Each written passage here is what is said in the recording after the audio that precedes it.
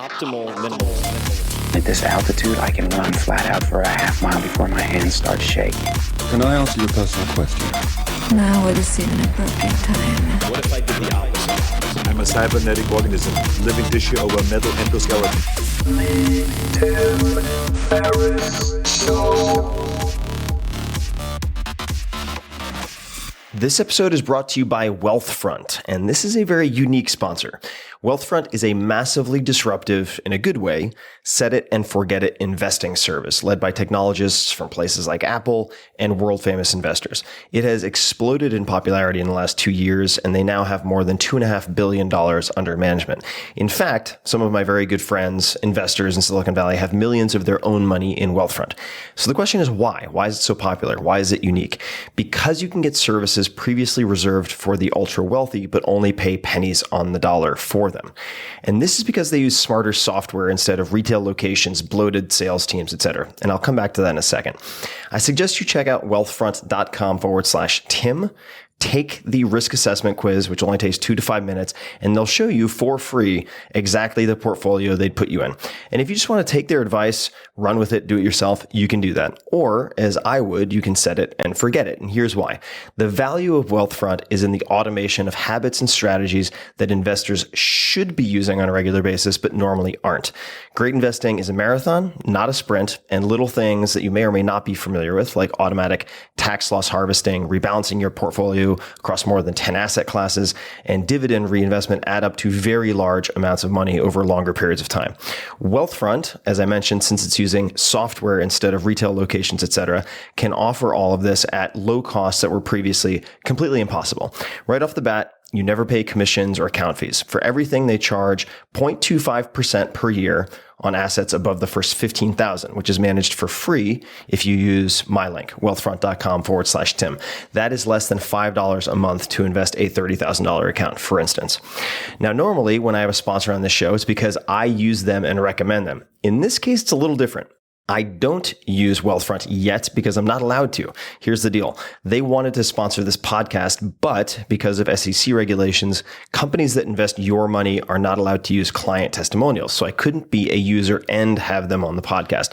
But I've been so impressed by Wealthfront that I've invested a significant amount of my own money, at least for me, in the team and the company itself. So I am an investor and hope to soon use it as a client. Now back to the recommendation.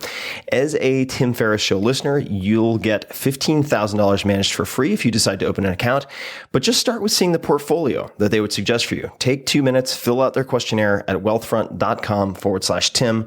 It's fast, it's free. There's no downside that I can think of. This episode is brought to you by 99 Designs. When your business needs a logo, website, business card, thumbnail, or any other design, I recommend checking out 99 Designs. I use them myself.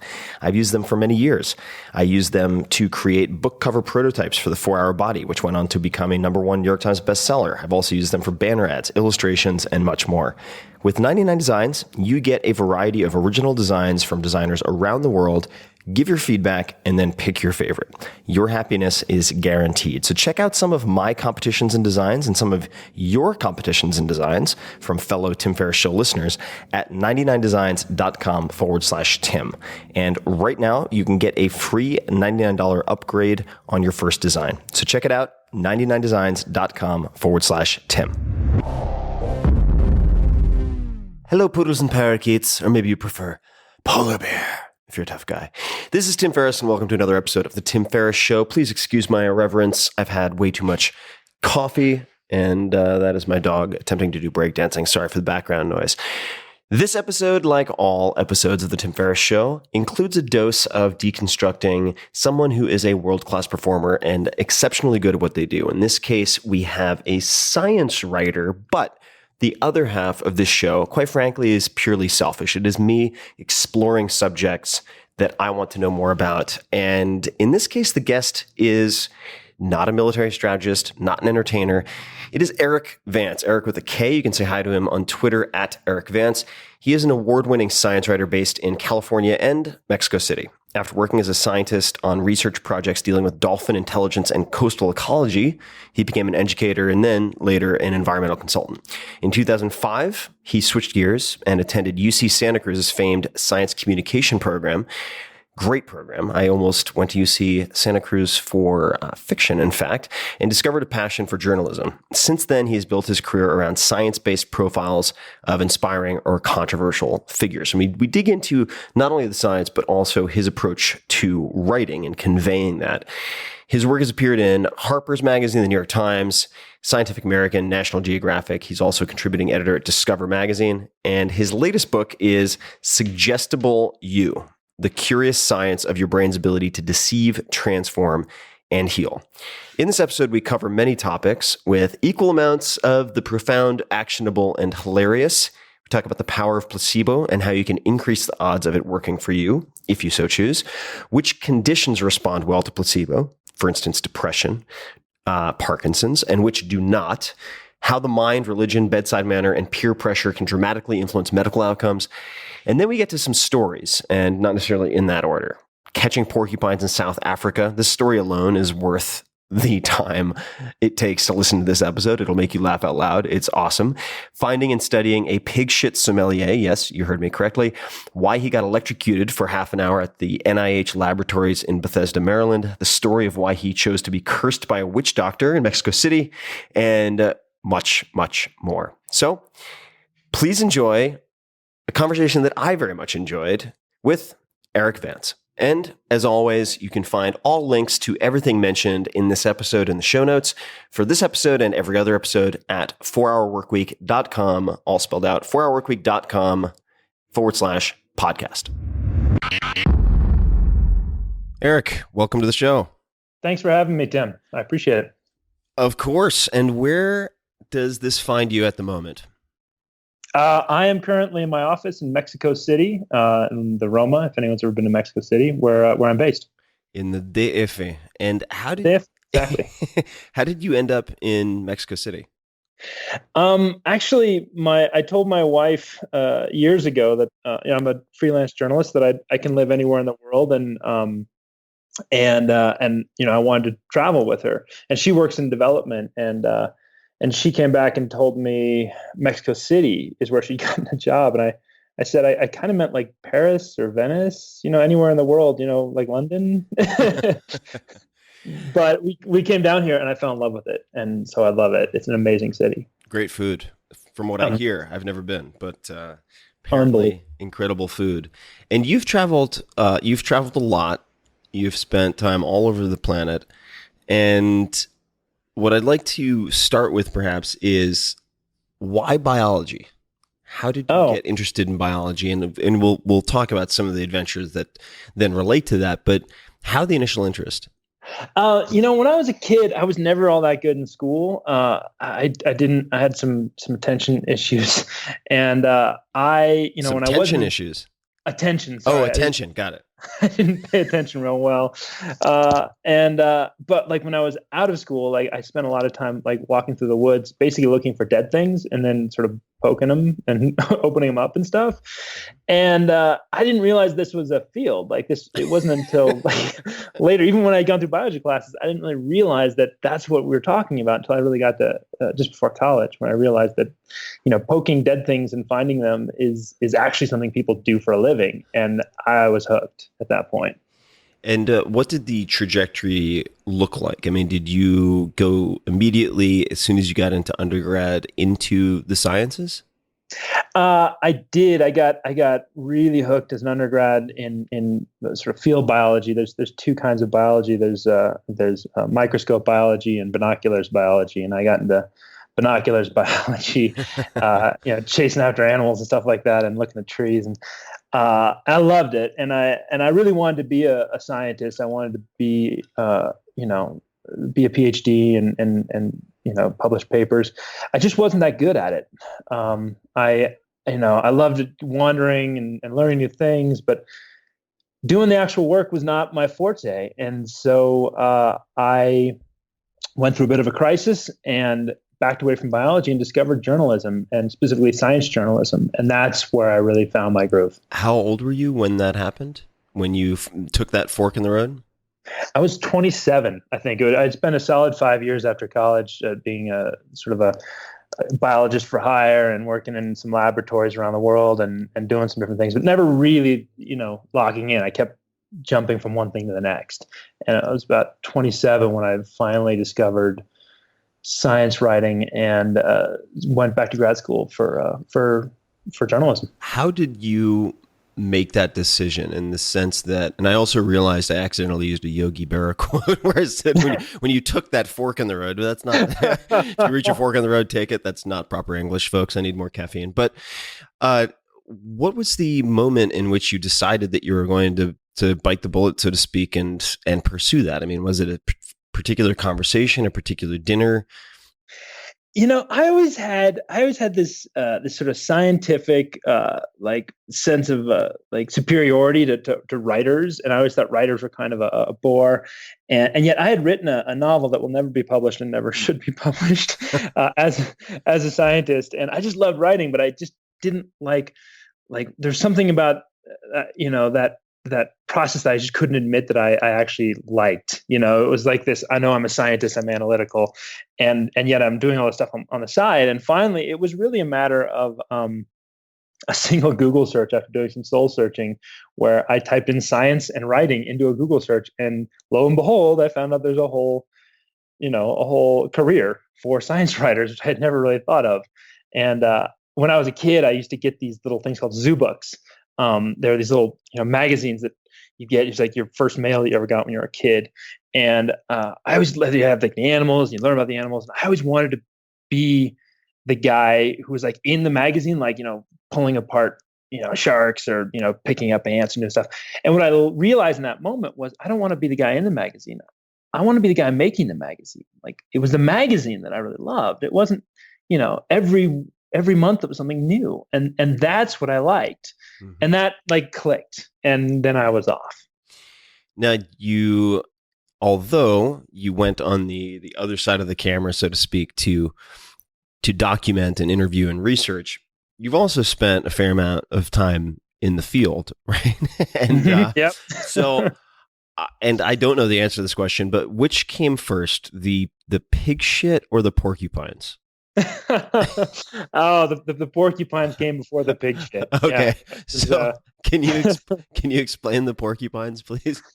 Well, all right. So in my process of becoming of trying to be a scientist, one of the places I went was in South Africa, and I needed a subject for my PhD, and so I just figured I'd go to South Africa and like catch sharks and do cool stuff and figure out what I was all about. And why South Africa? I had seen the movie The Power of One, and I really liked it. I thought it was good. And so I said, that's where I'm going. Yes. And that was literally as much thought as I put into it. Like I was an idiot as a kid. And so, and I actually tried to reenact, I'd go like through these slums of South Africa, I'd go jogging and stuff, thinking that children would like chase me. And I just had people be like, dude, you shouldn't be here. Like, go away before you get hurt. But I did. So I'm wandering around, and I ended up hooking up with this laboratory in Cape Town, University of Cape Town. And sometimes they farmed out their scientists to documentaries. And so I was still a scientist at that point, but there was a documentary. The BBC was doing a program on aardvarks and the animals that live in their burrows. So it was really exciting stuff. It's like a thriller.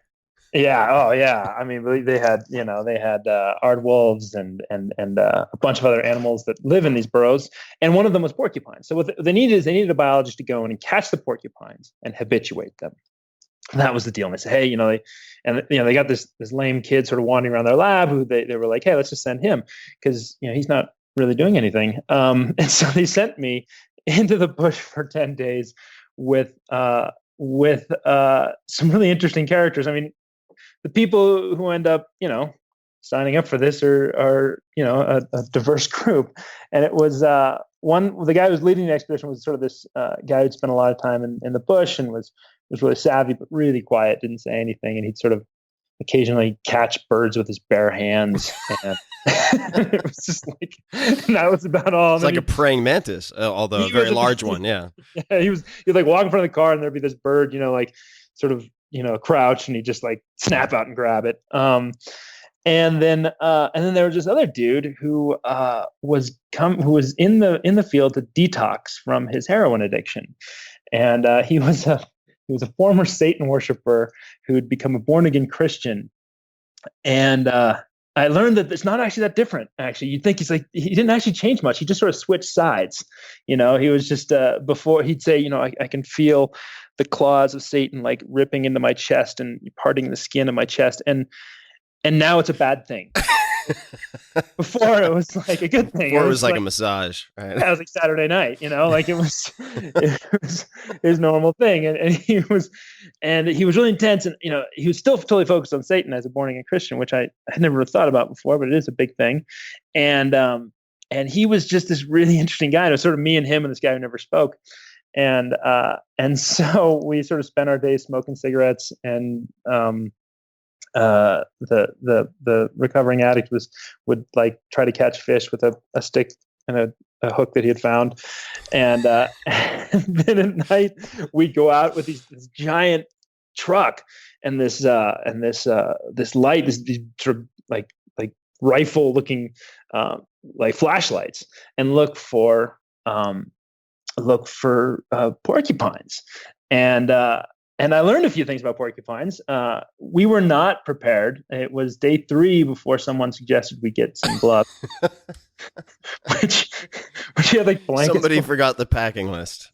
Like it didn't even occur to us. That's how bad it was. Like it wasn't that we like forgot them. We just never occurred that we might want gloves catching porcupines. Thank God they called the professionals. Right? This is who they sent. And so, I mean, a quick thing about porcupines. We learned that there were sort of like 2 primary defense strategies that porcupines have, not surprising to anyone. One of them, the surprising one, I suppose, was that they're actually really fast, especially when you've been smoking cigarettes all day. They're actually, when they start to run, you're just like, oh shit, this one's running. And they know where their burrow is, you don't. And so you're just, we spend a lot of time just sort of like tripping over rocks and stuff, and then like with our hands on our knees, sort of like just catching our breath, having been dusted by some fat little porcupine. So that was the first technique. The second one was more usable, which was when they just stick their head against a tree, put up their quills, and go like, yeah, give it your best shot, asshole. Like, go ahead. And those are the ones we wanted because we had a little syringe of ketamine, which was endlessly fascinating to the recovering addict. That sure. Endlessly fascinating to a lot of people in Silicon Valley too. Yes. Yeah. It's actually very useful for tranquilizing these animals. So, but what's interesting, what I didn't realize is actually every time when you watch, a nature film about animals like a porcupine, like they didn't just stumble upon that animal and like now they're filming it. That's not the way it works. Like someone went out beforehand and prepped the whole scene. And one of the ways they had to prep it is you catch the animal, you drug it, and then you have to put a tracking device inside of it, because the people on watching TV don't want to see a radio collar. They don't want to see a Petco Exactly. Harvey collar around the wild porcupine, right? Yeah, it kind of kills the mood, which is, I mean, it's not great. It's not great for the porcupine because he has to go through invasive surgery. So we did that with this one porcupine that they named Uncle Eric, and I never really was clear whether that was they were making fun of me or it was an honor of me. It really could have gone either ways. So we did that, and then we released Uncle Eric, sort of back into the wild to lick his wounds, and then what the next step is to habituate them. And so basically habituation is like one step down from taming.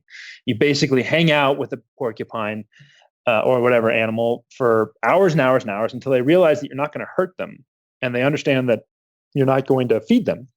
So they just ignore you, like you're just another tree or whatever in their environment, and they just go about their business.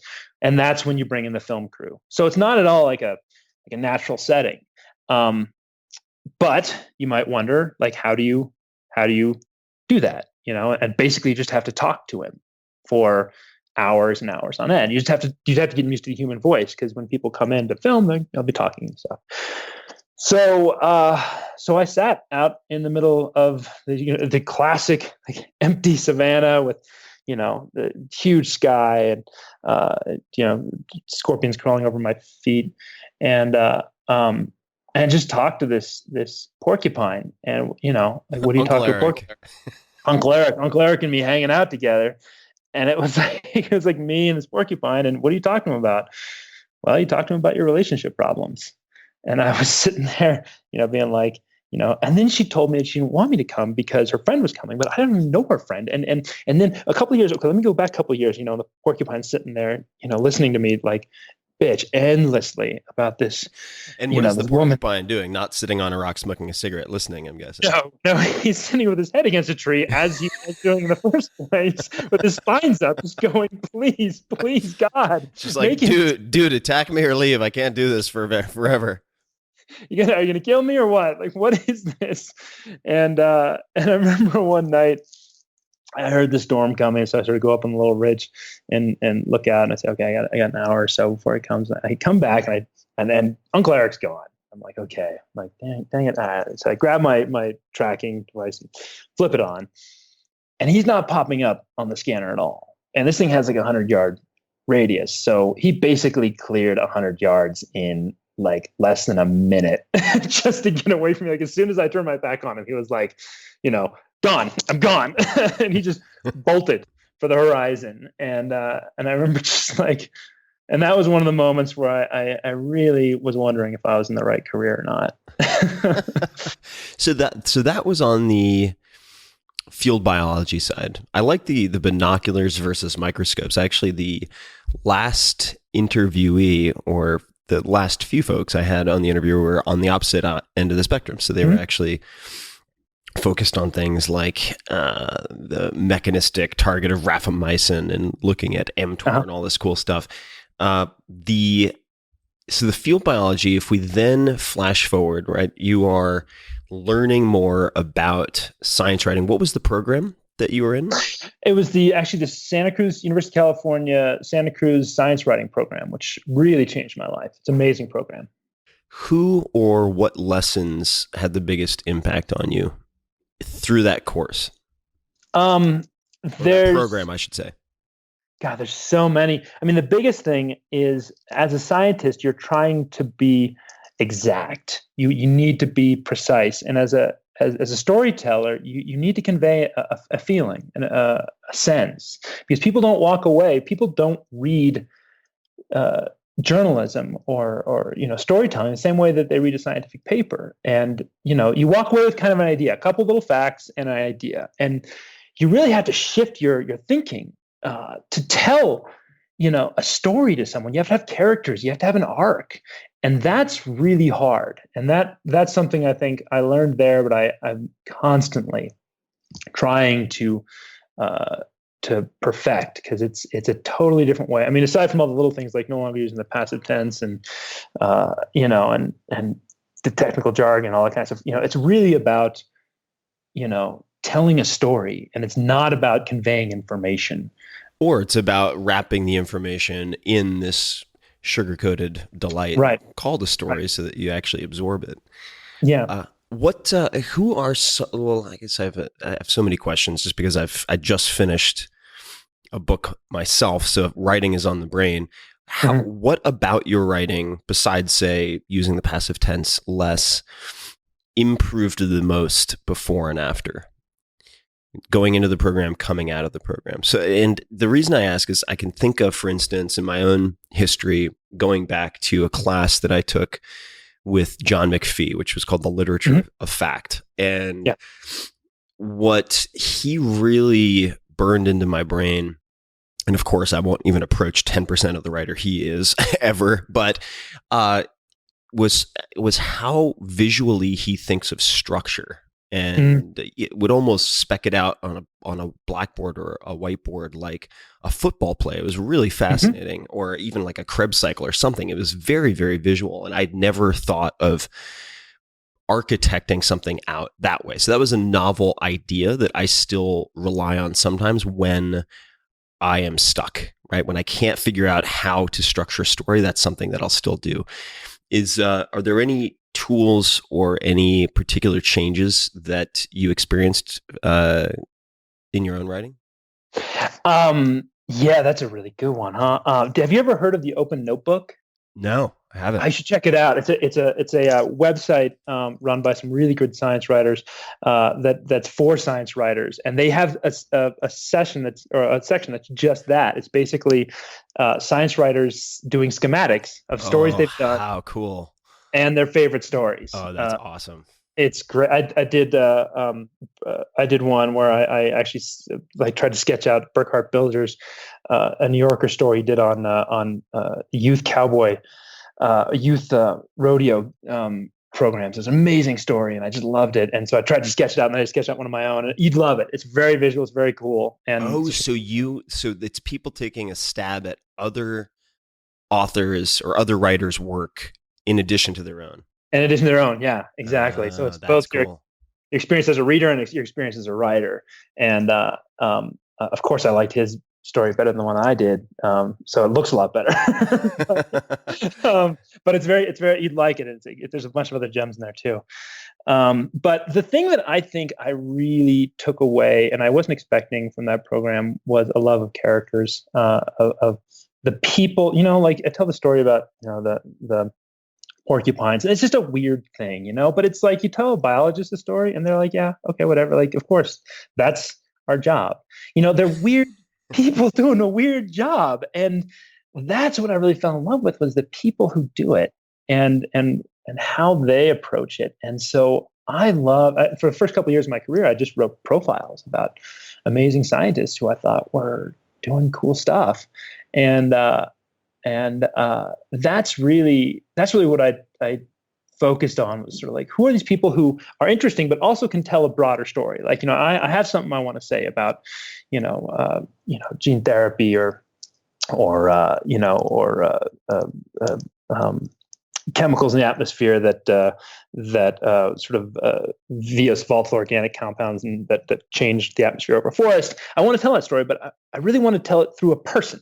Like, who is that person who can tell that story, and what's their life like, and what do they think about, and why are they sitting on top of a tree, like trying to get these air samples? Like, how did they end up there? And that's what I really fell in love with that program, was the people. Like, how do you bring a person? How do you tell a story through a person? Who is that person? And it's not always the easiest person to find. Sometimes they're the ones you're not looking for. So that's the best tee up I could imagine for my next question, which is this. I should point out, I mean, these are all new things to me. I don't know the answers to these questions. The first reporting assignment you sent me a little note was with a guy who studies the smell of pig shit for a living. So probably not sort of the Mickey Mantle you were looking for 10 years. How did that come to be? And walk me through, like, you graduate from your program. How do you go from there to this assignment? Well, you're a young freelance writer. No one cares what you think or what you want to write about. Of course, I want to write about like sharks and, important stuff. They're like, yeah, get in line, pal. Yeah. Like, yeah, go ahead. We'll look at your pitch. Yeah, definitely. And so you have to come up with, stuff they don't have, and one of those things is chemistry, like not a lot of people covering chemistry. So I was like, all right, I'll do some chemistry. And so it actually started, I was working at the Chronicle of Higher Education. And I got this where was that? The Chronicle of Higher Education in Washington, D.C. It's a magazine that, like, it's like highly respected among universities, and no one else has heard of it. But it's actually a really great outlet. They do great science writing. So it was sort of my opportunity to really dig in and do cool stories. But one of the stories I did that wasn't that cool was this sort of little side 300-word blurb about the chemical involved in, have you ever heard of ladybug taint? I mean, that pulls up an incredible image in my head. I'm pretty sure it's not accurate. So no, I'm going to say no. I had the greatest title for this story that they wouldn't let me use, but wait. Okay, so now I have to ask, what was the headline? Stinky ladybug taint. That could be your punk rock band at this point. Right? So, okay. So no, I don't know what ladybug taint is. What is so that? if you're crushing a bunch, you're from the Bay Area, right? I am. Well, I live in the Bay Area. Yeah. You live in the Bay Area. Well, if you're crushing up a bunch of grapes in like a classic sort of wine crush, it's inevitable that you're gonna get one or two ladybugs in there. It just happens. And what happens is if you get like one ladybug in a big vat, you kind of get this nice little bell pepper taste. It's like this nice sort of hint in the background. If you get two or three, it gets overpowering and it just ruins the whole batch. And it's called ladybug. That must be hard as hell to deal with. I mean, right? Ladybugs, I don't know how many people listening have been inside a wine vat, but those things are gigantic. I mean, wow. Okay. Well, so you can't like drop a ladybug in because you don't know if there's already one in there. So, I mean, apparently it's a big thing. Anyway, what's interesting is I was talking to scientists who like discovered the chemical that does this. It's an extremely potent, powerful chemical. I think I calculated if you took an Olympic-sized swimming pool and you put a teaspoon in there, you'd still be able to taste it. Like this stuff is brutal. So like, sharks are to blood what humans are to ladybug taint in a swimming pool. Something like if a shark smelled this, he'd be the same way. He'd be like, "Damn, like no. like anyway, it's potent." And so I started talking to this guy the way I do, and I was like, "Wow, this is a weird job. Like, how did you find these?" Like, "Oh yeah, there were some ladybugs in my windowsill, and I shook them up in a jar, and it smelled this thing." And if you ever eat a ladybug, which I don't, Tim, have you eaten any ladybugs? No, I've eaten a lot of crickets, but no ladybugs. I need to expand my repertoire, maybe. There's a reason why you don't, and that's the reason why they're red and black. It's a warning sign because they have this chemical and they will unleash it if you try to eat them, and that's what it's for. So he smelled this thing. He was like, "Oh my God, I got to figure out what this is." So I asked him, of course, well, what's your job that you do this? And he's like, "Well, I mean, I don't actually study ladybugs. I actually study pig shit." He didn't say it like that, but that's what went through my head. And I was like, wait, like, and he specifically focuses on smells and these like strong smells and the chemicals that are involved in what we smell. And so I was like, oh my God, wait, so you study, pig manure, that you study the smell of pig manure. He's like, yeah, I mean, the aerosol, chemical nature. He had a great way to sort of say, I study smelly pig shit. And I was like, oh my God, I have to come out and meet you. I have to like see your laboratory. This is amazing. And so I pitched Nature, which is a very prestigious journal. It also does a lot of science journalism. And I was like, you have to please let me send, I've done a little work for them before. And please, can you send me out to talk to this guy? And they were like, all right, he's in Iowa. And he's like, all right, you got a couple $100, like go out there, come back, get the story. It's the first time I've ever had to like, been on assignment to do like a story like that. I was very excited. And it was the most amazing lab I've ever seen. Now, hold on. What did so this was this your first kind of pitch for a remote assignment? Yes. Okay. What did you do it via letter or email, or was it via phone? When you were like, hey boss, or hey editor? I put together a nice like email, like with all the pieces the pitch was to have. And it was, and it was like fascinating jobs. And I sort of caged around people who have interesting jobs and tried to keep the poop humor to a minimum, though I did get the word poop in the journal Nature. And that's a win. That's a win. That's a win. Okay. So you fly out to Iowa. So I fly out to Iowa, and actually I flew out to Nebraska because I didn't actually know the difference between the two. So I ended up renting a car and driving to Iowa because I was how nervous I was when I was booking my tickets. So I fly and I get out of the car and you can smell it as soon as you get out, so that you can actually smell. It's a phenol, a specific. It's often called by people who are into this world. It's called Band-Aid or farmyard, and it's the first thing you smell when you know there's a barnyard nearby. It has a very low vapor pressure, so it sticks to anything it touches, which means a little bit of like dust in the air and it'll stick to it, and it's the first thing you smell. It smells a little like a Band-Aid, and it's like, oh, there must be a farm nearby. That one. Mm-hmm. So that's what I smell as soon as you get out. It's a very agricultural area. I was up in Ames, and I go in this guy's lab, and he just introduces me to this world of smells. Like that, he's got like everybody's got these smelly pens everywhere, and he has all the students like smelling the pens, try with their eyes closed, trying like really hone their ability to recognize smells that are hidden. And he's got this device called the, let's see if I can do this, multi-dimensional gas chromatography mass spec olfactometer. Oh my God. I mean, you got one, right? Yeah. I'm looking at one right now next to my tea. Okay. This thing is amazing. So you put go back to wine, right? You pour some wine in this thing, right? And then what it does is it basically, gas chromatography cuts the wine up into different pieces, into different chemical components. And it breaks them up, pushes them aside from each other, and starts giving them to you one at a time through a little cup that goes over your nose. At the same time, you have a mass spec giving you a layout of what these things are. So you're smelling it, the computer's analyzing it, and together you can find stuff that no one's found before. Because our noses are incredibly, incredibly sensitive. And so he does this, and he does this with wine. And that's for practice and for some other things, but mostly he focuses on pig shit. That's his bread and butter. And he studies these chemicals that make pig shit really, really bad. And he's looking for subtle differences, the song of that that one big dropping that just that's going to solve it. And he's trying to diminish that smell. I was going to ask, I assume he's not making perfume. I mean, so now why is it important to diminish the smell of pig shit?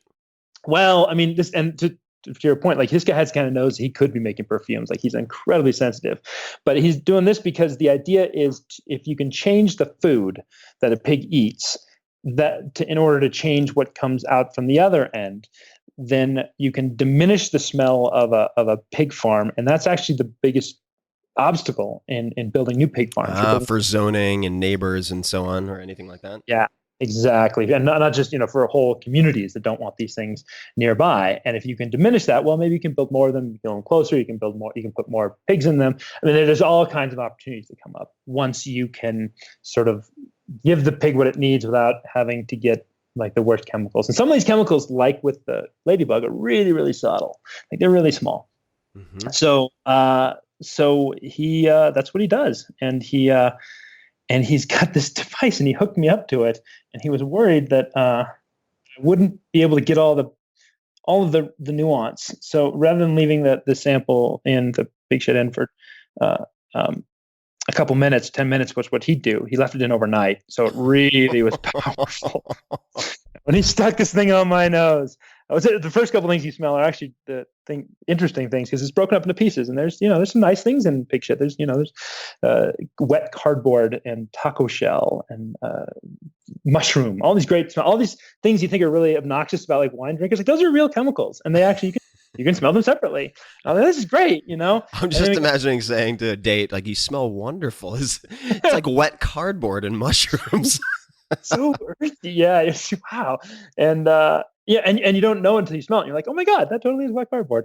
And the pigs haven't been eating cardboard. It's just the same chemical. Mm-hmm. And then we get to the sulfates, and man, that's the business end of pig shit. I felt like I was getting run over by a manure truck, and or had my face down one of those porta potties for it was just horrible. And as I mentioned, these things have a low vapor pressure, so they stick to wherever they touch. That's horrible. The inside of your nose, meaning for the next 3 days, everything I ate, everything I smelled. It's just good. Had a hint of pig sphincter taint. Exactly. So you turn in that piece. What was there any turn of phrase or portion of that piece that you were proudest of when you turned it in? Yeah, that's the great thing about this job is, if you read my stories, you only get a fraction of the experience that or any story, any science writer, or really any journalist, you only get a fraction of the experience that they had when they're reporting that story. And it's so rich, and I wish there were more ways to share these things. But the part that I really enjoyed the most was this gentleman had a very, very sensitive nose, and he was able to, if you fart, he could tell you what you ate. Wow, that is a great party trick. It is. It was a great project. And his wife, I talked to his wife a while, and she was a really wonderful woman. And she talked about, she had been born in Iowa, met him in Alaska when he was a mountain climber, and then ended up moving back to Iowa with his very interesting career. And she just had a great sense of humor about the whole thing. And she's the one who told me that. And also talked about how he used to smell when she first met him. He's a mountain climber and he smelled great. And now it's like, it's a different reality. We all got to grow up someday, I guess. Now you mentioned the former Satan worshiper turned evangelical earlier. You are a scientist turned journalist, but you were raised Christian Scientist. Is that right, or was it more your one of your parents, or both? Tim, did you just compare Satan worshiping to Christian Science? No, but I think that's probably what the internet's going to say. No, I was trying to do a clumsy transition with the theme of religion, which didn't really work out, which is why I usually avoid talking about religion. But I don't have to bust your balls on that. I just thought that was funny. That's okay. Busting my balls is fine. I did. I grew up in Christian Science. And actually, I mean, I didn't really even realize it was all that weird, until you get older and you start thinking back on your childhood. But I didn't go to a doctor till I was 18 years old. It was like the first time, and I remember being bewildered by the whole thing. And so it was, but it was, Christian Science is this really weird, sort of interesting philosophy. It's also a religion, but it's this thing that people don't often think about because they're not as many as there used to be. But it's a fascinating religion that basically says, it's kind of like the Matrix. It says that what you see, all this you see, isn't real, and that it's actually a construct of your mind. And if you change your mind, you can change your body. So it's a lot about belief, and really deep belief that what you're seeing isn't true. This cold that you're experiencing, or this arthritis that you're feeling, it's not real. This is a construct of your mind, which is kind of wacky when you think about it. And imagine growing up in that. It's a little weird. Well, I had at least one of my grandparents, and I don't think I've ever talked about this, was very much into Christian Science. And at the time, I mean, I was whatever, let's call it 5 years old, 6, 7, 8, 9. I was like, oh, something science, sure, why not? And actually visited the Christian Science reading room. I guess they have these reading rooms in different cities at one point, but never really had a ton of direct exposure to it, and did go to the doctor a lot because I was a very sick kid growing up. Did you get really sick at any point? Because I've seen at least one Law and Order about, I think they must be maybe Christian scientists who have a kid with, say, a life-threatening illness or potentially terminal illness, and they won't let their kid go to the doctor, and then they're in court, and it's very dramatic. Yeah. Did you just dodge all of the bullets, or did you have any serious issues? Well, I should say, I mean, I did have a very healthy childhood. I think most Christian Scientists, if a kid breaks his arm, they're going to go to the doctor. I mean, everyone has their own interpretation. Basic Christian Science says there's like a better way to do this. It's like it's not saying you can't. Technically, it says, there's a better way to heal something, but culturally, it does end up becoming you can't. Like that just ends up being sort of the way people interpret it, and that can be problematic. And if you don't go to doctors, it becomes really scary to go to a doctor. It becomes really frightening it's built up into some type of mental monster. Exactly, and you're told all these things about how doctors. I mean, it's not. They're not exactly wrong. I mean, a lot of things can happen to you in a doctor's office. People do walk out of hospitals sicker than they got. That happens, and they went in. That happens, but for the most part, we all know that hospitals and doctors, they're trying to help you, but it's like this. So it is this very difficult thing, and it actually came into play before I remember. I had probably my most serious disease was I don't remember it because I was about 1.5, and at the time, my parents thought it was Legionnaire's disease. I've since talked to some pediatricians and some scientists and tried to figure out what it was, and it's not clear what I had, but it was definitely serious. I was definitely having seizures and turning colors. My eyes were rolling back in my head. It was serious, and my parents wanted to treat it in Christian Science, and it was touch and go. And I ended up having what the Christian Science would call a healing, and a rather instantaneous healing when my parents. My mom got to this point where she she just got panicked. I was really, really bad off, and she she called up a practitioner who are these people who help Christian Scientists, sort of like over the phone, sort of like instructors and guides, and she found a sense of calm. And then she walked back in the room, and I was better. Now you've talked on this program about regression to the mean, which is when people tend to get better after they're the worst, and it's easily explainable that way. But whatever it was a very powerful story for me growing up. It was like I would think about this a lot, like what this had been like for me as this little baby, and the fact that I had been saved by God. And it was a very potent sort of narrative that I had about myself, which actually leads to the book I wrote, because it turns out that's a very powerful thing and you mentioned placebos in that same episode. It's a very important part of the placebo effect is your narrative. Right. So the placebo effect has been endlessly fascinating to me. I mean, we might as well go there. I mean, what was your first experience with the firsthand experience with the placebo effect? Well, one could argue my childhood. Right. But without insulting 100,000 people,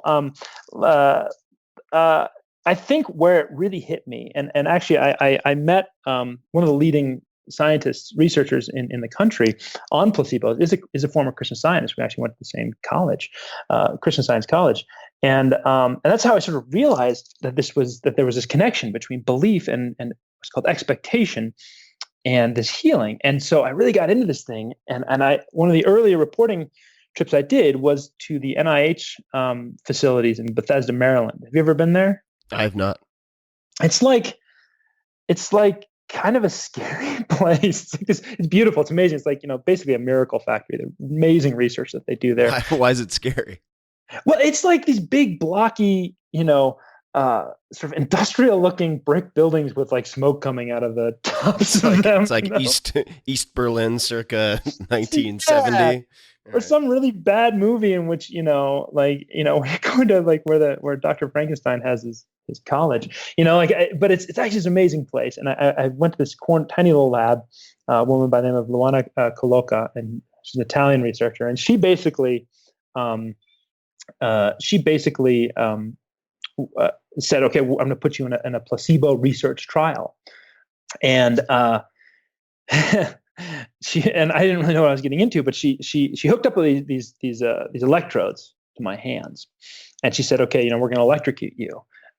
And we ended up, so we kind of figured out where on my pain scale was, I think it was a 7 or a 6, a pretty powerful shock that like, it was so powerful that I'd twitch, really, really not comfortable. And then they had another one that was like a 1, and it was basically a little pinch. And so every time I saw a green screen, I'd get the 1. Every time I saw a red screen, I get the 7. And she purposely sort of like would show me the red, and then she'd like wait a beat, and then watch you flinch. Yeah, because and turns out this is really important for the placebo, because it's creating expectation. And I'd be like, oh my god, I'm gonna, and you twitch, horrible. And she'd go back and forth, zipping back and forth, and and you just come to dread that red screen.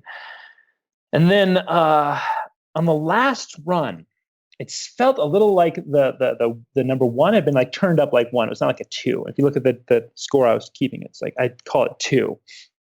And then the red is obviously and I'm twitching. And then she walks in and she says, that was a great job on that last run. I gave you the high one every time. Huh. Like, and it was just and I mean, it wasn't just that I felt, or I was convincing myself that I had less pain, or like I was like I had less pain. I was not twitching. Like I was not fooling myself. I'm not an idiot. Like it was less, and I just blew my mind. So objectively, the stimulus was the same, but your nervous system responded according to your expectations. Exactly. My brain filled in the gap. Your brain has expectations, and it doesn't want to be wrong. So when it's wrong, it just makes up the difference. And in this case, it released basically a morphine drug that's already in my brain. into the brain, and it basically covered up the pain. So I basically got a shot of morphine so fast that you almost can't even measure it. It happens that quick. It happens faster than my brain can realize. It's in more pain than expected, because your brain does not want to be wrong. It does not want to be proven wrong. And that just blew me away, because I kind of, in the back of our head, we all think the placebo effect at its heart is like people, just gullible people who don't want to admit what really happened. But these are real biochemical reactions that happen, and they are measurable. And I was hooked at that point. So then what have been some of the other, of course, I'm a human guinea pig. I do all sorts of ill-advised things to myself, trying to ensure I don't mortally wound myself. But what are some of the other experiments that you've done or experiences that you've had involving this personally? Now, there's one you mentioned that I don't have any context on, which was related to a curse of some type. So immediately, this is of interest to me. I've spent a good amount of time in places like Brazil and elsewhere where there's quite a bit of talk about this type of thing. So I would love to just hear the story, since I don't know the first thing about it. Well, I'll answer the first question first, and then we'll talk about curses. I spent a lot of time getting burned, poked, prodded.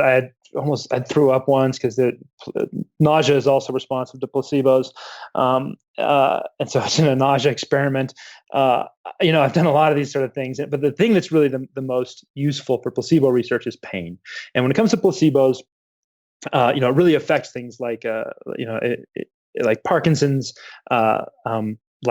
pain, depression, anxiety, irritable bowel syndrome. Basically, all these things are connected by dopamine and a few other chemicals that seem to really respond well to placebos. And that's why placebos are so interesting, is because some things have these like 60, 70% responses, and other things, 10, 15%. So there's something going on there. And so because pain, you can't cause depression in a laboratory, though I might argue with the current presidential debate, you can cause depression like on command, but it's not something you can really play with. But pain you can. So I've spent a lot of time getting burned and poked and all kinds of things, because that's what scientists studying the placebo effect study, is pain, and there's actually a lot of implications for that.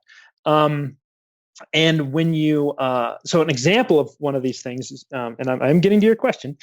Your second I'm not in a rush. This is not a 3-minute morning TV show. We got time. Where was it? Oh yeah. Getting so there's a classic experiment where okay, so a lot of these things are.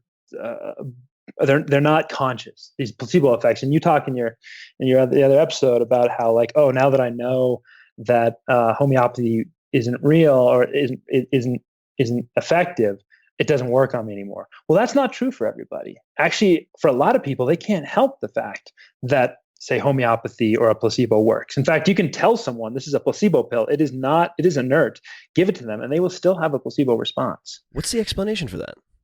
Well, it's a lot of it's classical conditioning. How many times have you ever like taken a Tylenol and been like, oh my God, my head hurts, oh my God, I'm in so much pain. Take the Tylenol and be like, oh God, thank you.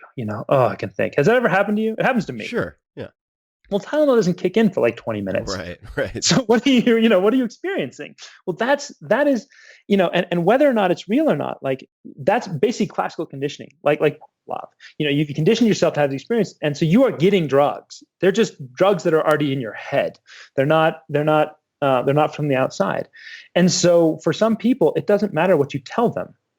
It's subconscious. Their brain's going to do it whether you want them to or not. And one of the people who's studying this, she does this. She uses faces, but they're flat. They flash at you so quickly you can't recognize them, but your brain does. And one of those faces is attached to more pain, and the other one's attached to less pain. And so you see these faces, and your brain goes more pain, and then it responds. Your conscious brain can't tell the difference between these two faces, but your unconscious brain sees it, knows what's about to come. And this is, again, in this case, it was burning pain, but it was pain. And so that, and that's what underlies a lot of this stuff. And that's some of the really exciting research going on right now, is looking at the unconscious nature of placebo effects. And they may follow a totally different path. They may be kind of like Google Maps, where they like they kind of overlap on a couple roads and then they diverge a lot. Like, but it's a whole different thing, and it's really beyond our reach. And one of the big questions that comes up is like, well, are some people able to tap into this and other people not? But so I mentioned that you have high pain, you have low pain, right? Well, the low pain is obviously a placebo effect. But you're getting the same pain, the same stimulus, but your brain prepares you. Your brain changes it, so your experience is different. And so there's a low pain, which is like, oh, I don't feel any pain on this one because I saw a certain face. And that's the placebo response. But there's also the high pain, right? The higher pain than actually you should be feeling. And your brain's like, oh my God, this is going to be very, very painful. That's called the nocebo response. Nocebo, right. Exactly. And almost every study that looks at placebos, you also have a nocebo piece of that equation. But nocebos are actually really hard to study, and they're really unethical to study in the way that we'd want to. It's like you want to give someone a drug and be like, this is going to make you really, really sick, or this is going to kill you, or something. Like you can't do that. IRB doesn't like to prove that kind of stuff. Exactly. That has been tried and it has not worked out. So, you talk to these scientists and some of them are like, oh man, I understand this isn't ethical, but man, I'd really like to know. back in the good old day, it was like Cahill and those folks could fast subjects for 40 days. Can't do that with mice for, I don't think you can even exceed like 72 hours now. Science. Yeah. Well, that's the thing. And like, there are these great stories that I'm never really able to verify about people, with being told they were having cigarettes being put on their backs, and all these terrible things they do to prison inmates, to test the nocebo, basically, with whatever this thing, they didn't really have a name back then. But I used to be able to do that kind of stuff. So nocebos are a little thin on research. And when I was writing this chapter, it was hard to fill it out. Like you've got so much, there's some really interesting stuff in there. Nocebos are definitely more powerful than placebos. If I want to train you to have a placebo response, we got to do it a bunch of times so that you really get it down, that this is less pain. If I want you to have a nocebo response, I just have to tell you, this is going to hurt. This is really going to hurt. Get ready. And your brain's just wired for fear. Mm-hmm. So that's cool. But, I needed more. So I really started getting into these ideas about superstition and how you can like really, cause bad things to happen in your life just through expectation, just through belief and real belief. I mean, you can't half-ass these things. You really have to feel it. And before long, I came to curses, and I've read about these amazing things that have happened to people in Haiti. There's stories of people dying from being cursed. There's just in Haiti, obviously the zombie is a well-known phenomenon that isn't fully understood. There's only been 3 zombies that have really been documented, and none of them are recent. Okay, I have to pause for a second. No, I saw, I think, The Serpent and the Rainbow, which was I thought was a great movie when I saw it. I haven't seen it in probably 15 years, but what characterizes a zombie in the clinical sense at this point? Well, unfortunately, there haven't been any that have been recent, and there are actually a couple of them got written up in the journal Science. Oh no, was it Royal Academy of Sciences? There's been some papers, and mostly they're debunked. But a zombie is someone who has clearly some kind of brain damage that causes them to shuffle and sort of lose contact with reality, and sort of become a very different sort of person, the way we think of the classic zombie. They obviously don't eat brains, but this is a very, very old myth that's sort of really tied into the history of Haiti. And no one's, there've been a couple documented cases, but it's, the 30s, and right. We don't really have a lot of detail. So there's a couple theories, and one of them's in The Serpent and the Rainbow. It talks about sort of this pufferfish venom that can cause a sort of a state of catatonic sort of state. And the other idea is part of this thing. So basically, a zombie is created when you give someone a magic potion, you put them underground, you bury them, and then you unearth them, and they're a zombie. And one of the theories is maybe that there's oxygen deprivation. But there's another sort of idea that maybe it's just the cumulative power of everyone's expectations on you. Right. This is who you are now, that you do it to yourself. Sure. Speaking in tongues, same thing, maybe. Same idea. The power, and this is some of the latest research that's coming out, and keep an eye out for the National Geographic in December. I've got a story on this. Shows that like peer pressure can boost the placebo effect like beyond anything that you can imagine. This is a hugely important part of the placebo effect. And so the nocebo effect, obviously, it could be in there too. Like other people's expectations can affect your body in a very real way. So I get to this point and I'm like, I really want to experience, like, what is that? I don't believe in curses. That was my problem, is I don't believe in these things. I believe in the power of the mind.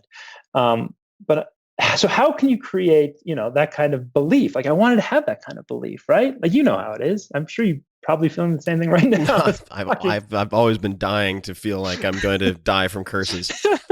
Well, one of the tricks I learned about, so I started getting into curses, and I live here in Mexico, so I'm able to talk to what called brujos, or witch doctors.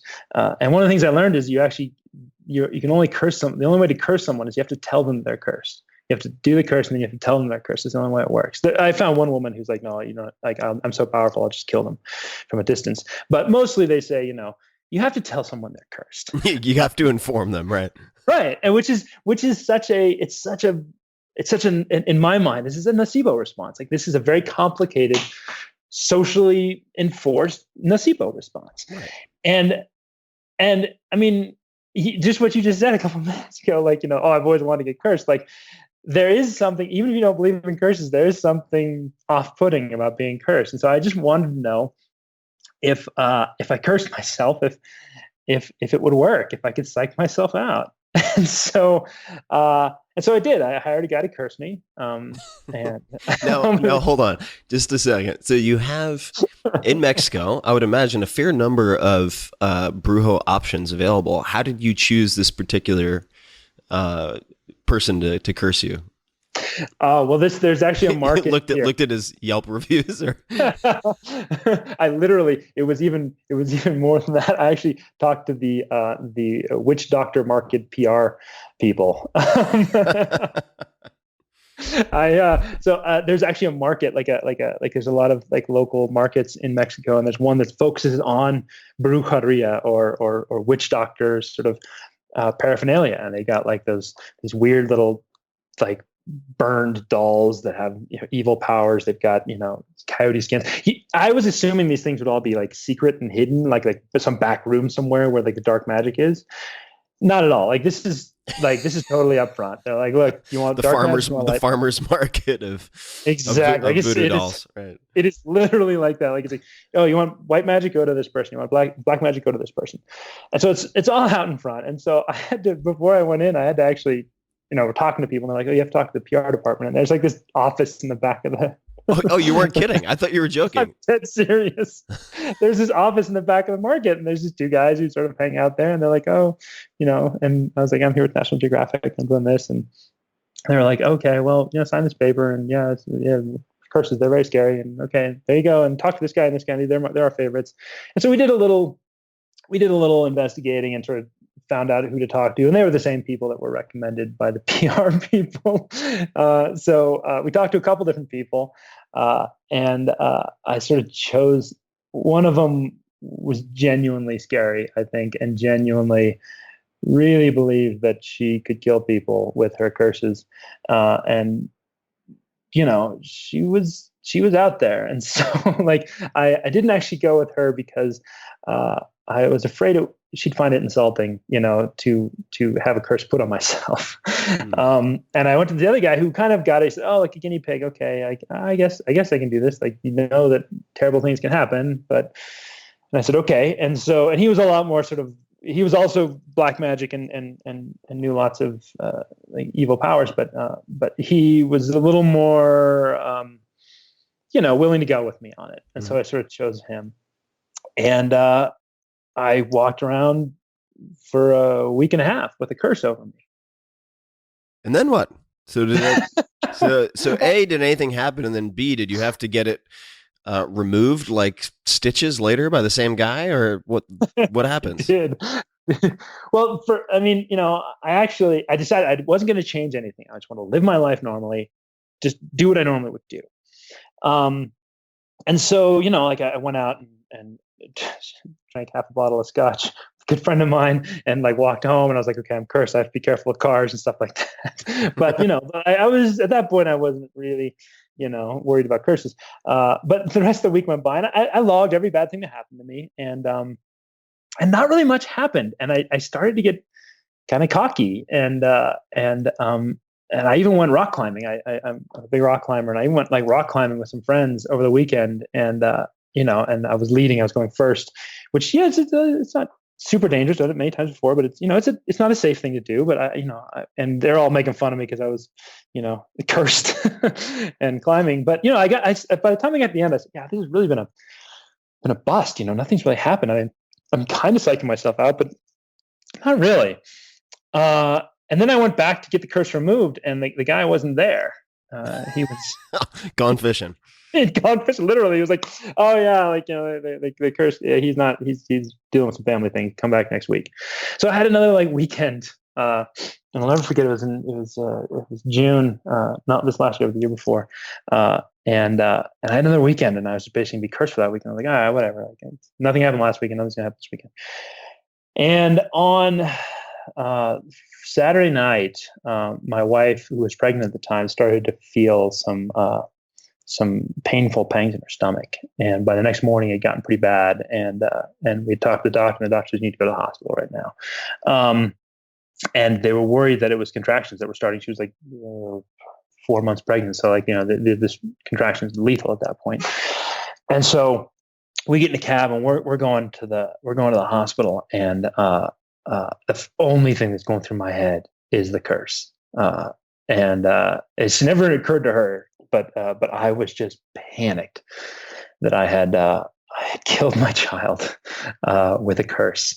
And what's interesting is how quickly your mind goes there. How quickly, and it's a logical fallacy that the Romans called a propter hoc ergo hoc, which is if this then that. Yeah, after this, therefore yes. Because of this.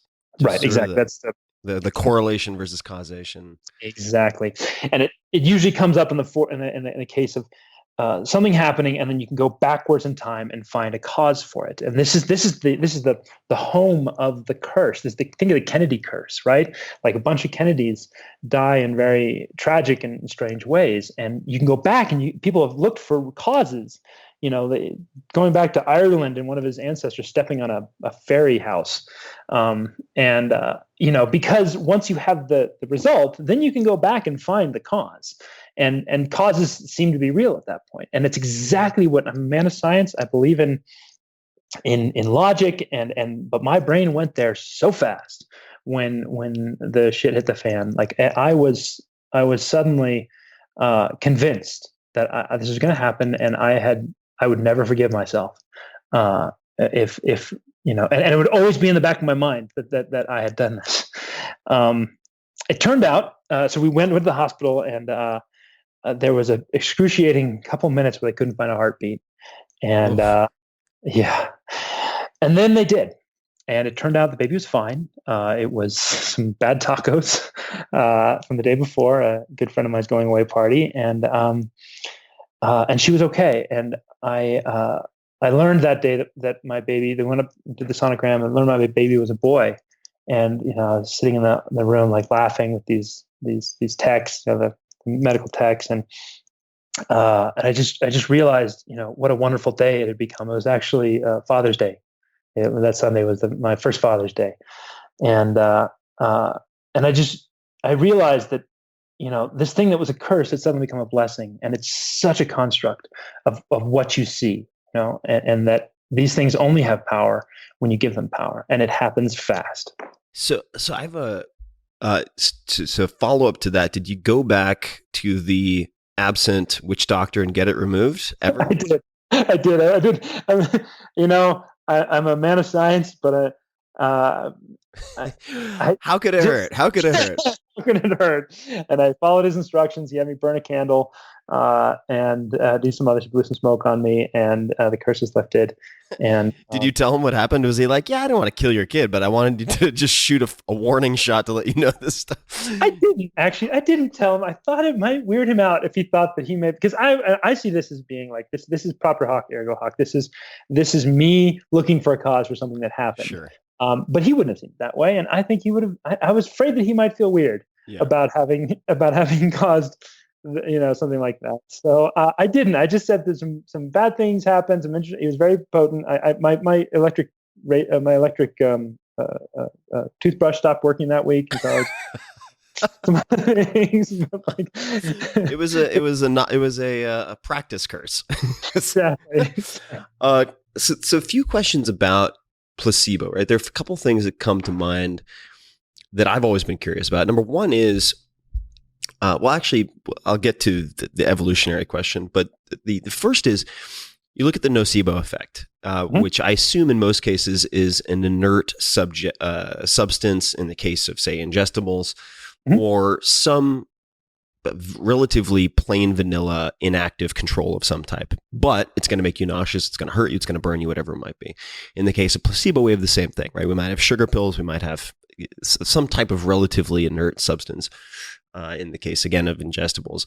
Are there examples, or is there evidence to suggest that if you have negative expectations, even if you consume a tried and true clinically tested drug, for instance, that does work, that you can negate the effects of that medicine if you expect to die, if you expect to get worse? I mean, is there any evidence to suggest that you can interfere with something that has already been statistically proven to work with negative, if you have negative expectations? Absolutely, yeah, and that's actually a misconception about placebos.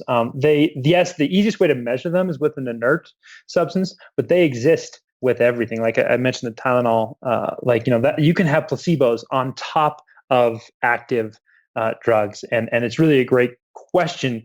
Like, how do you compare the placebo effect for an inert drug versus the placebo effect for an active drug? Because there is one on top of there, and there are nocebo effects too.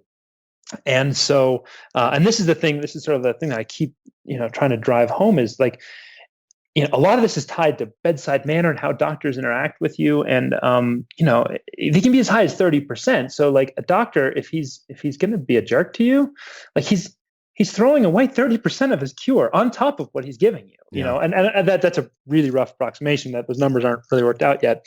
But that, I mean, it's a substantial boost that you can get.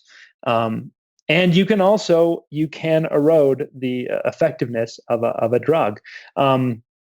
It's been played with, actually, one of the earliest placebo experiments was with dental patients, and they would tell them they were either getting painkillers, or they were getting, and they weren't. They also told them they were getting something that would make them worse. And they did. I'm injecting something to make this root canal worse. Right, they're going to make this thing worse.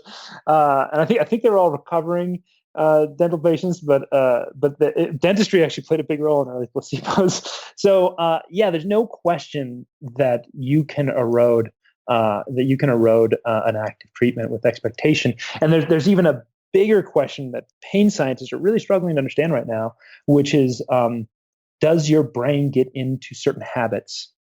Do you create these pathways? Think of them as like ruts in the road where you can't get your car out of the rut. Thinking about pain, and are there types of pain that are strictly neurological, that feel like you have pain in your knee, but it's actually in your head, and these may contribute to a huge portion of the chronic pain in our country. Yeah, it's this is something I've explored also for myself. I had chronic back pain for a very long time, and there were some structural corrections with specifically gymnastics strength training with this guy named Coach Summer, which helped a lot. But I also read a book, which I'm blanking on the first name of the author, but I believe it's Sarno, Sarno, and about a half dozen of my close friends who had suffered from chronic back pain credited this book with fixing their back pain, and it effectively focuses exclusively on expectations and the mind. And I had about a week of relief after reading that book. Really? So go figure. Of course, N of one, and if we're going along the lines of Richard Feynman, the first principle is that you must not fool yourself, and you are the easiest person to fool. So a lot of science is trying to prevent experimenters from fooling themselves. But the question that I wanted to ask, in a case like that where it appears to have at least ultimately, it had a structural component, right? There was an orthopedic issue that I later fixed, but as an intervention, the placebo or mental training component seemed to help. This is going somewhere. You mentioned Parkinson's earlier, and that Parkinson's seems to respond well to placebo. And I'm sure it's not across all patients, but at least a meaningful percentage. And I've read that Alzheimer's, on the flip side, does not. I don't know if that's accurate, but okay. So if that's accurate, what is the plausible explanation or mechanism by which one improves and the other does not? And of course, the experimental designs, I'm sure, are different, but I have both Parkinson's and Alzheimer's on both sides of my family. So this is a very personal question for me, right? And I was speaking with someone who's also been on the podcast, Peter Attia, recently, and we were talking about Alzheimer's disease, and he's like, well, once something is really denatured, yes, once the egg turns white, I'm not sure you can reverse it, but so it may be a preventative game. But how does Parkinson's differ? Is it because it's mediated by neurotransmitters and you can somehow rig that game with an expectation? Long question, I know, but how do you think about the difference between efficacy of placebo effect in Parkinson's versus Alzheimer's? It's a great question. It's a really great question. Yeah, there is one word answer, and that's dopamine. Parkinson's is, for those who don't know, it's a deficiency, and usually caused by usually goes down to substantia nigra in your brain. It's a part that produces this dopamine and monitors these systems it's a deficiency in this chemical. Now this chemical not only does it affects your movement, which is why Parkinson's patients tend to shake, but it also affects reward systems. It's very much in tune with reward systems. You get jolted dopamine. When someone says, "Hey, you just won $1 million," you get jolted dopamine. It tends to feel good, and the downstream the things that it triggers also make you feel good. It's all around a positive chemical that is related to reward. So what is placebo if not reward? An expectation is an expectation of reward. So basically, it just so happens that Parkinson's is mediated by a chemical that happens to be really important in placebos. And that's the only answer that I can give you right now, is that it just so happens to be the right chemical that it affects your movement, but it also has this other role. And because of that, and that happens with a lot of these different chemicals, like CCK, which is a chemical that affects the nocebo response, and it also affects your stomach. And so, irritable bowel syndrome, it may be one of the reasons why irritable bowel syndrome responds so well to placebos. But that simple fact plays a huge role. And dopamine is one of these big chemicals in your brain. It has its fingers in everything. So and there is not a mechanism like that in Alzheimer's that lends itself to a placebo effect. It's not to say that placebo doesn't exist in Alzheimer's, but it's much easier to explain with like statistical explanations, like your regression to the mean.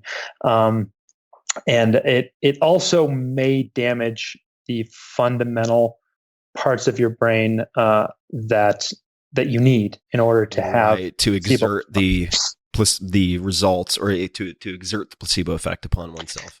That same argument has been made for autism. It's definitely not settled. I have lately seen some really interesting studies in autism and placebos, and I know a couple of the top scientists are turning their attention to it right now. But people have often said that for years, that autism is the same way. But there is a degenerative element to Parkinson's that sure. is not.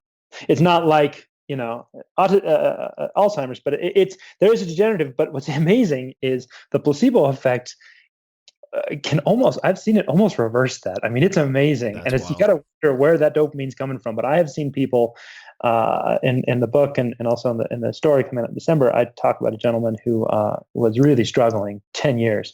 And today, I think he just climbed Half Dome this year. So with Parkinson's? with Parkinson's. Now, so this I guess begs the question, and there may not be. I don't expect a miracle answer to this, but placebo effect, most people would think of as being tricked or tricking oneself, right? Mm-hmm. So if you wanted to proactively use the placebo effect and you have a parent or a grandparent with Parkinson's and you wanted to help them or they wanted to help themselves, what do you do? Well, first of all, I think it's very important, Feynman and all these other folks who say, you can't deceive yourself as a scientist is very important. As a patient, throw it out the window, man. Like, right. Deceive away. You obviously want to be careful. I mean, that's sort of the $64,000 question, right? Like, this is what everyone wants to know. It's like, how can I use this? And the answer that I've come up with from a lifetime in Christian Science, childhood in Christian Science, and a lot of years studying this is we already do. There's a lot of options out there for using placebos, and it's different for everyone. Some people, it's some product you buy. It could be. It's interesting if you look at placebos across different cultures. In France, suppository placebos work better than normal placebos. Ask me why. They just let you draw your own conclusions. In Britain, foul tasting ones work better. And in Parkinson's patients, actually, I've seen studies that show that if you take a pill, it's let's see, I think you get about maybe average of 15% more movement, more mobility, and if you get a fake surgery, it's like 25. The right? sham surgery research is so fascinating. Yes. I mean, just for people listening who have never looked at this stuff, do some Googling around sham surgery experiments, and you find people who have, legitimate structural fuck ups in their knees who get fake surgeries where they get opened up and they're under general anesthesia, so they're knocked out. And then they wake up, it's sutured together, and they're like, yeah, doc, my knee feels so much better, even months later. It's fascinating. What's hilarious about those, and that these are very common in placebo, in Parkinson's research. And what Parkinson's researcher told me that the greatest breakthrough in Parkinson's research has been the sham surgery. But they, when you do these surgeries, like the doctors, they don't know they're doing the real one or the sham until the moment of, and they have to they get the card and it says, this is a real one. And then they have to actually sit and wait for the entire surgery to be over for a sham surgery, because you can't walk out of the room early, and have the patient's family out there watching you come out after 5 minutes, right, to go play, Candy Crush or something like that. Like you have to sit in there and then, easiest surgery ever. Huge success, right? Guys. Go get a sandwich. It's going to be a while before he wakes up. Exactly. You can't do that. So they've thought these things through, because in today's connected age, these patients find each other and they compare stories, and they can unblind a study if you figure out that your doctor walked out of your surgery 5 minutes after it started. So it's really tricky. And I've sat in on some of these kinds of surgeries, and it is, in Parkinson's, it is stunning what can happen with these things. So yeah, I was saying across different people, like there's different things that resonate with different people. Maybe it's like space age technology. Maybe it's ancient mysticism. There's lots of different ways that you can get in touch with your expectations. But the thing is this is not hope. This is belief. This is the thing in Christian Science that I remember growing up, is that people don't say God will heal me. People say God already healed me. I just can't see it yet. Which are two very different things, right? Very different things. Expectation is triggered by certainty, by a certain level of certainty. Now, there's a great question as to like whether it's the same for everybody, whether certain people are just talented with their own expectation. But there's, you really have to believe. And how do you manufacture that, though? If, for instance, and I'm not saying, because I think we all overestimate how logical we are in all aspects of our lives, or many of us do. But if you've tried to train yourself to be hyper rational, how do you do that? Do you just need to become so desperate that you want something to work? So your condition has to be kind of reach a point of being particularly bad, or is there another is there another approach? Because I know a lot of scientists, and if I were to try to say, hey, like you have this condition, you can't seem to figure it out, you should go try acupuncture. And they'd be like, looked at the data, not compelling, right? Right. This is, if you want to like really make a doctor or scientist uncomfortable, ask him this question. and you know, especially someone who studies this.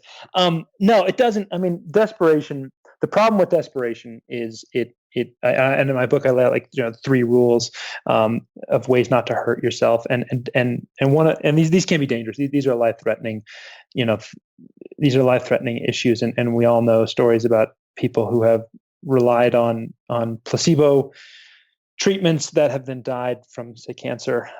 So desperation is not a great word when I think about these things. It can be fun though. It can be sort of an exploration and sort of looking into your own mind, things that might be plausible. And one of my rules, I say, don't die or don't hurt yourself. And the second one is don't go broke. You know, like you have to be careful that, like, you know, in order to create expectation, you shouldn't need to spend $2,000 a month, you know, on something. And so there's this, it's a very tricky, and don't hurt the planet, right? Or don't. And that's the third one. And I know I read a little snippet about this, which is like, don't use endangered animals. And people might be like, what, endangered animals? It's like, yeah, don't go to Chinatown and buy black bear gallbladder extract, because that's why there are these horrifying, I've seen video of this, you know, farms in China that look like concentration camps where they have bears and tigers, their entire facilities with like dozens of tigers hooked up to basically these sort of extraction machines. It's really terrible. It's not worth it. You know, there are other ways. Or shark fin soup, all that bullshit. Yeah, the shark party is like, actually is more chondrotin for sharks, but it's but all of these things, there are other ways to engage your expectation. There are other ways to create a placebo response, and you know, some of these placebo responses, there is growing evidence, and I'm having a hard time believing it's not true that some of these things can become permanent. You can, and you've talked a lot about rewiring your brain. Some of the, you know, relief can, you know, that comes from belief can be permanent. I've certainly seen it as a Christian Scientist growing up. And the trick is sort of finding the thing that does it for you and doesn't cause damage to you or others, you know, and there are lots of options. Like, you want to drink your own urine, like, go for it. Like, you know, there's lots of different ways that you know, whatever resonates for you. These things, it's a delicate game, and maybe you have to experiment with a lot of things. And there's some people out there who simply, it won't work. And that's, I think, and there's some really great, interesting research going on, again, with dopamine into genetics and the genetics of placebo. And there are some people who, it seems, just don't respond. And they're just going to be out of luck. Like hypnosis, right? I mean, very much related, probably. Very much. It's not as stable. Hypnosis tends to be stable over time, and placebo tends to change from day to day. But because your opinions change, all these things change. But it does look like there are some people that if you exclude them, and it doesn't really work on an individual basis, but if you take 1,000 people and you look at their genetics, you can take out the 300 who are most likely to respond, and it looks like we might be onto something. Do you know offhand what the markers are or what the SNPs are? Yes, the most effective one so far, and there's about 30 that have been found, but the most effective and there's another. I'm writing a piece on this right now. Is COMT? It's the poorly titled warrior gene, but it's involved with an enzyme that eats dopamine. So if you have a very active enzyme, you have a lot less dopamine. You got a lot more efficient system that takes away all your dopamine. And then if you have a lazy one, you got a lot of extra dopamine laying around. And those people tend to respond to placebos at a higher rate. People who have more dopamine laying around. Extra dopamine laying around. There's also some personality, and I'm sure you're familiar with this, there's some generalizable personality differences between people they're called Mets versus the Val-Vals. This is a classic Mendelian sort of breakdown of, like, you know, you've got the Mets, the Val-Vals, and the Val-Mets, and there's 50%, 25%, 25%. You can imagine a little box, the old Peapod thing. Anyway, I'm getting off. I love it. But like, which one of those responds best to placebos? The Mets. Cool. The Mets. It looks like there's some research out of Harvard, and it's been backed up in some ways that have been published and some that haven't been published. That it's super new, but it's really exciting, and it's. I personally am a Met Val. I'm a mix, so I'm the least interesting of the three because I'm somewhere in the middle, and I've got some lazy ones. Well, thank God you could have died from your curse. I know, right? Maybe I wouldn't be here. I don't. Have you done? I'm sure you've done 23andMe, right, Tim? Yeah, I've had my full genome sequence, but I don't know if I'm a Met Val or Met Val. I do not know that piece. It's a great, and there's a few others. I basically am, I think the scientist who I talked to called me let's say, I think I was just sort of a mix, like we're all across the board. Like I didn't have anything that was, that except for one. I have the coding on the receptor for opioids in my brain is a little hungrier. It attaches better. So no recreational heroin for you then. Yeah, it is. You're right. It's related to addiction. So you do have to be careful with that one. So, and that all people who are, this is what's interesting about this is like these different chemicals in your brain related to placebos start working with or against each other, right? Because it's just, now you got a big mix and they're all, making noise. And so that's one of the reasons why this is probably so hard to figure out, because it's not one thing. What other conditions that people might recognize, like IBS, you mentioned, related to, I think, CCK, pain, Parkinson's, what other conditions seem to respond well to placebo based on the data? Depression, anxiety, nausea, and obviously addiction is one that seems to be in this game. A lot of these things are related to dopamine or opioids, internal opioids, like endorphins. And there's something like, and there's a couple, and I've struggled to find really good examples of especially low responders, but OCD seems to be a pretty low responder to, and you also mentioned Alzheimer's seem to be low responders to placebos. What if somebody wanted to make a placebo pill as effective as possible? So I've read bigger pills versus smaller. Anything else? Colors? Any other form factor? Anything that comes to mind? Are you French?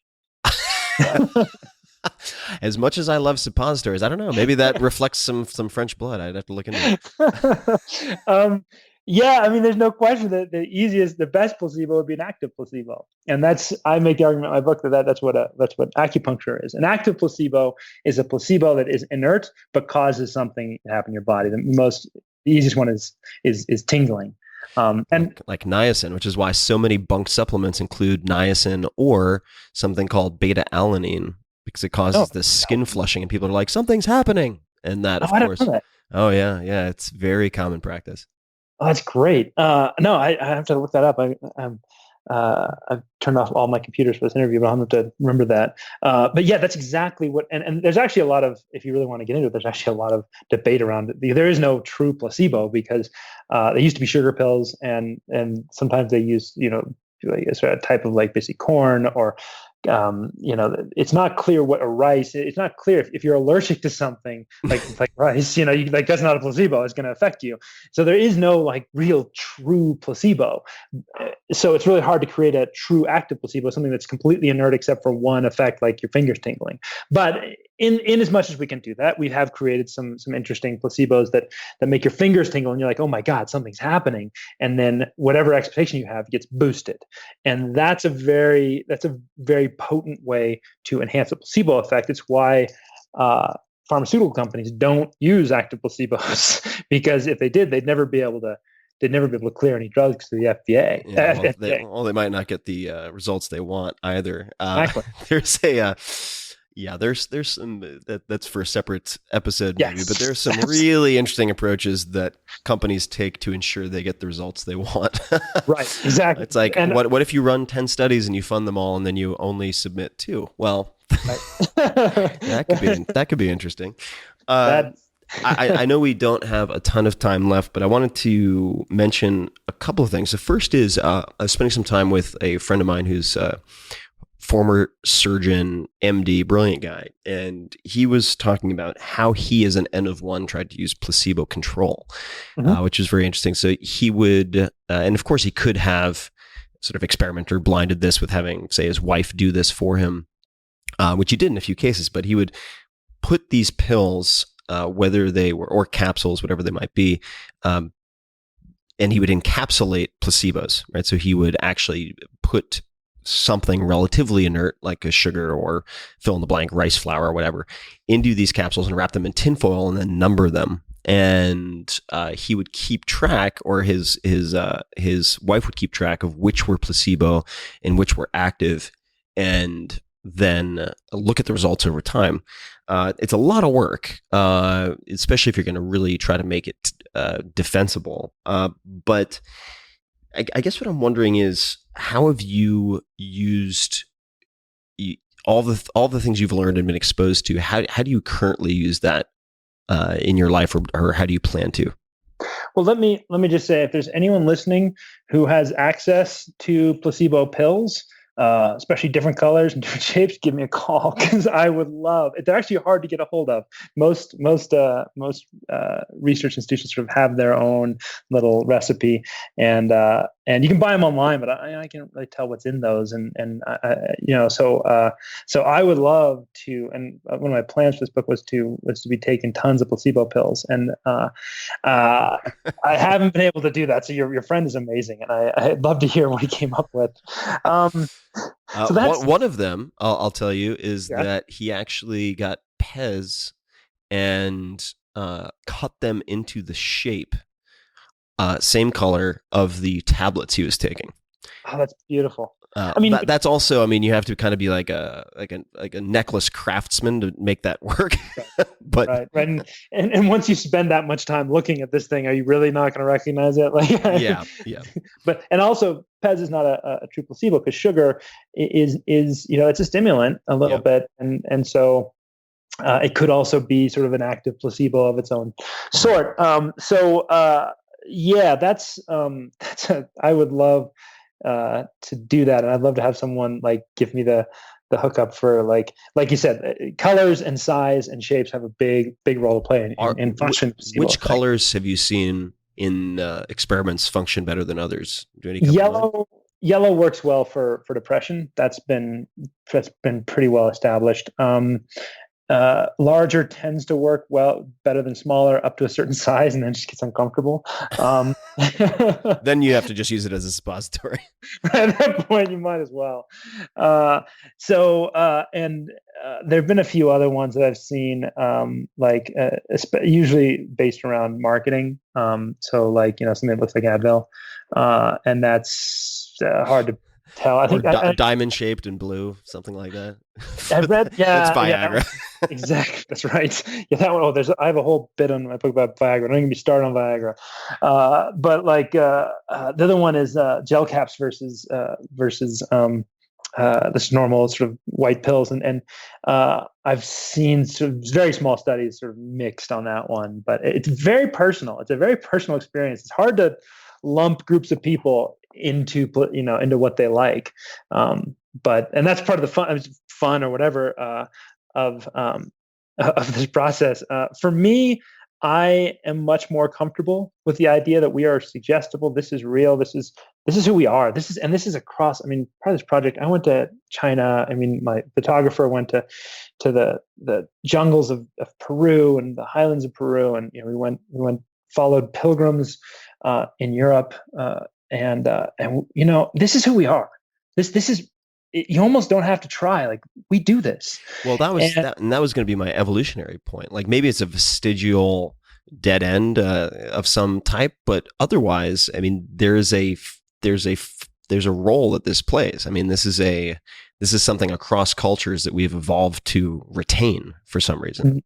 No question. And we're not alone. Animals, you can get placebo responses in animals. You can even have immune placebo responses you can program in rats. You can train them to have immune responses, basically the same kind of response you'd have if you're getting an organ donated to you and you needed to cut your immune response down. You can do that through expectation in rats. I don't think it's been done in humans, is probably going to be, once again, some ethical issues there with doing that one. But so this is fundamental to who we are, and there's a great evolutionary reason why this might be. One can easily imagine that having, if you imagine sort of a group of people, fending for themselves, having some members of that group being able to be, very clear-eyed, very matter-of-fact, not influenced by suggestion at all, might have, some benefits for the group. And then having other people who are more suggestible but able to go out after an injury, and after sort of healing themselves their own expectation, with blowing smoke in their face and then feeling better, and being more responsive to healing, could definitely have also a benefit for that community being a genetic population, and there being a good reason to have both of those elements in different degrees in a community. Evolution's all about diversity, genetic diversity, and it makes a lot of sense to me why we would be programmed this way. And if you're going to choose one, you want to be the second one. You want to be able to heal yourself if you can. Like that's the thing I take away from this is, like, I think going in, I think I would prefer to be the first one, but coming out of this research, man, the second one has a lot of options available to them. They got a lot of different ways that they can harness their own healing. I mean, chronic pain sucks, and if you have extra tools to deal with chronic pain, use them, man. And I think that's a valuable thing to have. Mm-hmm. Yeah, it's such a fascinating topic, and we could talk for hours about your adventures in Mexican fishing villages and great white sharks, and that'll have to be another time. But Eric, where can people find more about, of course, the book Suggestible You? More about you? Where can they say hello on the web or social or anywhere else? Sure. Suggestibleyou.com is the book's website, and you can read about upcoming events. I'm going to be traveling in November, and then again in January I'll be in the Bay Area and New York, Boston. And if anyone has any events that they'd like to hear more about this kind of stuff, I'm happy to travel. I love sharing this stuff. This stuff is so much fun. You can also check out my other work at ericvance.com. And there's, like you said, I've spent some time in, ancient Mayan temples. I've chased sharks. I've had a weird couple of years. And then if you want to say hi to me, I'm on Twitter at Eric Vance. It's with a K. Eric with a K. Yeah, Eric with a K. And for everybody listening, of course, in the show notes, I will link to everything as always. So we will have links to everything that Eric just mentioned, as well as any resources that might have come up in the conversation. Eric, thank you so much for taking the time. This has been a blast. Thanks for having me, Tim. And to everybody listening, as always, and until next time, thank you for taking the time to tune in to The Tim Ferriss Show. Hey guys, this is Tim again. Just a few more things before you take off. Number one, this is 5 Bullet Friday.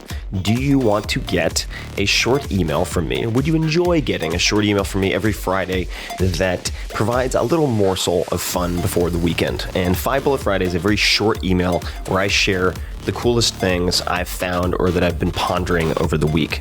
That could include favorite new albums that I've discovered. It could include gizmos and gadgets and all sorts of weird shit that I've somehow dug up in the world of the esoteric as I do.